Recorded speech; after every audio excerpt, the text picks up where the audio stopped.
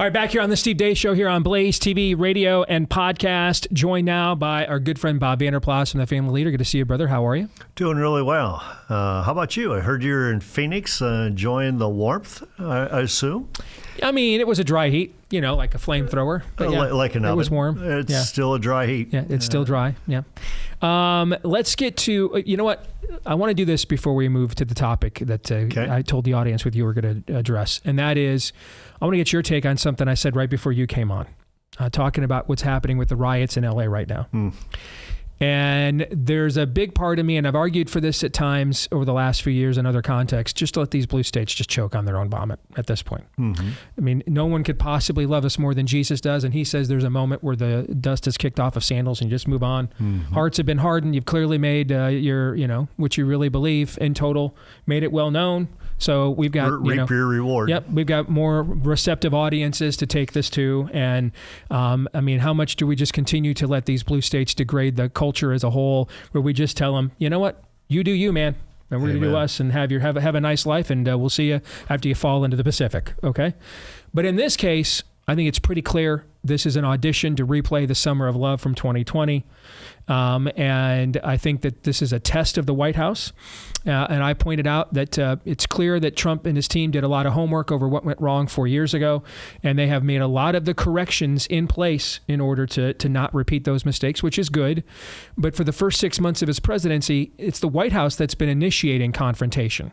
The debate over the big, beautiful bill, that's their bill. They initiated the debate over the courts. It's over what they're trying to legislate or what they're trying to, executive order. It's constantly been them on offense. This is the first time now we're going to test their resolve on defense, where they now have to respond to something. If you go back to what happened, we got the worst of both worlds in the summer of 2020. The president's out there tweeting insurrection at 3 a.m. and his words are violent, so he's basically getting the maximum blowback as if he had done what was necessary to put this down and then did not. And we lost voters in the middle because that's how you look weak, okay? So my advice this time was acknowledge the fact that just tweeting out on Truth Social at 3 a.m., law and order, is like you sent the National Guard sniper unit in. That's just how you're going to be treated by the other side. So therefore, earn it. This time, earn it. Send the National Guard send them in. Unit. And if you want to wave foreign flags and destroy my country and act as an invader and an enemy combatant, we will gladly oblige you, and we will clean up your mess for you. And this time, voters in the middle will say, yeah, I know California's kind of crazy, but now I know you won't let that happen where I live, and that you'll demonstrate and show strength, because you're going to get the maximum blowback from the other side as if you did that anyway, so you might as well go ahead and get the benefits of doing so, unlike what happened 4 years ago. Or 8 years ago, I should say. I think your take on it is exactly right. And what you're seeing here is it was 4. I'm sorry. Go ahead. A tale of two cities being played out. You have Trump saying, listen, we're a country of law. We're a country of order. You're not going to do this on our soil. We will intervene here. And then you have a governor and Gavin Newsom who wants to run for president. And he's trying to show that I'm not woke anymore. I think girls play against girls, boys against boys, that kind of stuff. But now he's out there defending the rioters trying to burn down, his city, his state, L.A., saying, president needs to get out of here. Let me take care of this business. So to me, when you take a look at the juxtaposition there, I've got to believe America, common sense, red, white, and blue America says, I'm with Trump. I'm with Holman. I'm with these guys saying, we're a country of law. We're a country of order. And if you're going to make a stand in California, I think you're going to make a stand in Wichita. I think you're going to make a stand in Des Moines. I think you're going to make a stand in these other cities as well. So I think he's doing the right thing. And I think he did. I think, Steve, to your point, after the whole George Floyd thing and the whole COVID, I think he's, he learned a lesson there. I'm sending him in. But to your point, in, rules for patriots, do not shoot what you don't intend to kill. You're in now. Now make sure you clean it up. That is my point. You bet. I mean, I think we should be, shall we say, seeing the results, I guess is maybe the best way I'll put it. Is that a euphemism? Is that euphemism acceptable? I think we should now be seeing results of what happens when people act as enemy combatants and invaders on our country. I think the results therein should be demonstrated. Don't you think? I do. And I think actions speak a whole lot louder than words. All right. Aaron, I want you to say out loud to the audience what you just said to me during the break. If I had to wave a magic wand, I would tell the White House, and I would ensure that the White House places the National Guard preemptively on alert in the top 20 biggest cities in this country by Saturday, because there's this massive protest, these massive marches being planned. I mean, there's like 8 or 10 cities here in Iowa alone that supposedly have some sort of protest planned here on Saturday. I would put the National Guard on active alert in the top 20 biggest cities in this country, because at the same time that Trump is having this military parade in Washington, D.C., I think it would be a terrible look in Moscow, in Tehran, in Beijing, for us to have this big military parade in Washington, D.C., while potentially in our biggest cities, they're going to try to make Los Angeles look like tiddlywinks. That's just my spidey senses tingling there. What do you think of that?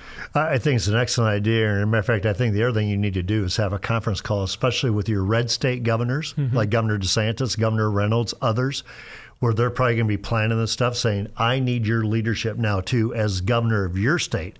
Show them the difference between a red state and a blue state. Show them what leadership looks like here. But we're not going to take this stuff. Aaron, I think it's a brilliant idea. Well, one of the problems you have is many of the decisive states in this last election that Trump won have Democratic governors. Arizona, Wisconsin, Michigan. Pennsylvania, Michigan, right? Yep. North Carolina. Okay, you have Democratic governors in the 5 decisive states of the last election. So they all have, even though Trump won them, they have Democratic governors.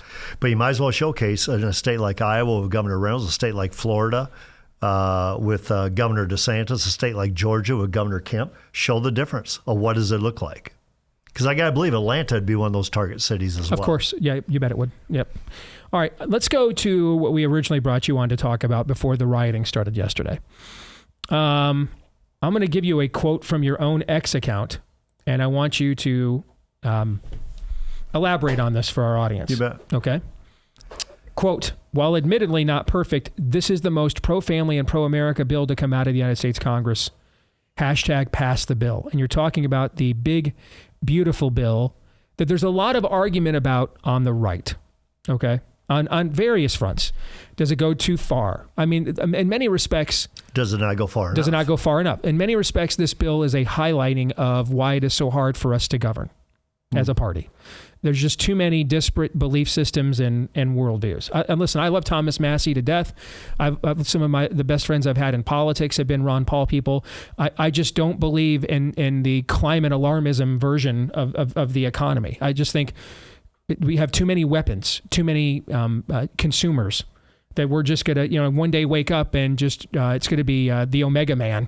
I just don't believe that. Okay. But those are people I tend to agree with that I disagree with on this. Okay.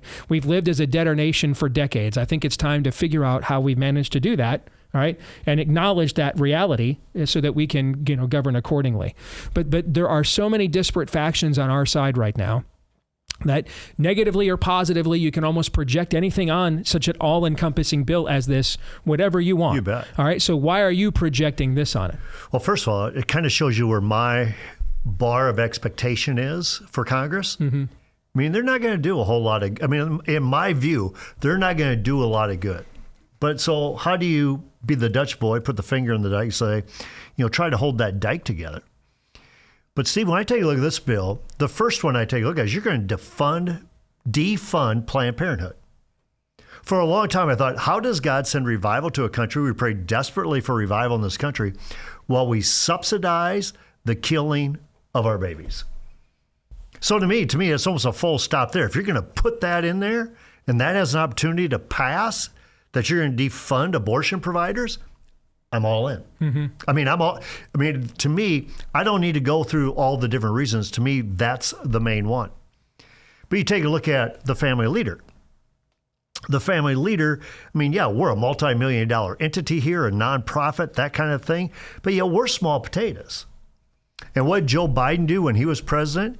He hired 87,000 new IRS agents to do what? Go after the family leader and entities like ours. Why? To make sure that you guys don't have a voice. What this bill does, it defunds that garbage. And so to me, there's another one like, all right, I'm in. I'm going to hire more ICE agents. Why? For the stuff that you're seeing in LA right now. I'm going to build a wall. The stuff that you're seeing, we're a country of law and order. I'm going to extend the estate taxes so you can pass on your business, you can pass on your family farm, versus indebting the next generation. I'm going to make it so you can be successful. I am going to have a lot of money in rollbacks. I'm going to do some tax. This doesn't go near far enough. I get it. But I do believe Trump when he's saying, you know what, listen, we need to start reining in D.C., and that's why you have a guy like Elon Musk with Doge, and you start seeing some of that in this bill as well. I'm also going to do the tariffs. Why? Because I think we need to have countries pay their fair share. But I do believe he's right economically, saying this is how you're going to balance things economically. But here's some good things that are going to come in this bill for the family and to strengthen this country.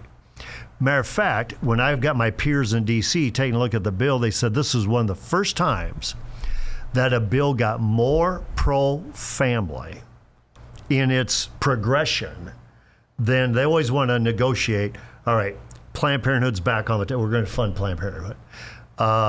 Taxes on wages, taxes on tips, or taxes on overtime, taxes on tips, that's back in. Okay, we'll keep funding that. Not this time. So to me, there's a lot of good reasons why we as pro-family and pro-American should say, listen, pass this bill. You got it out of the House already. Now pass it in the Senate.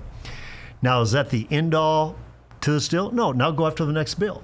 You need to start cleaning up the rest of this stuff, but get this thing done. That's my opinion.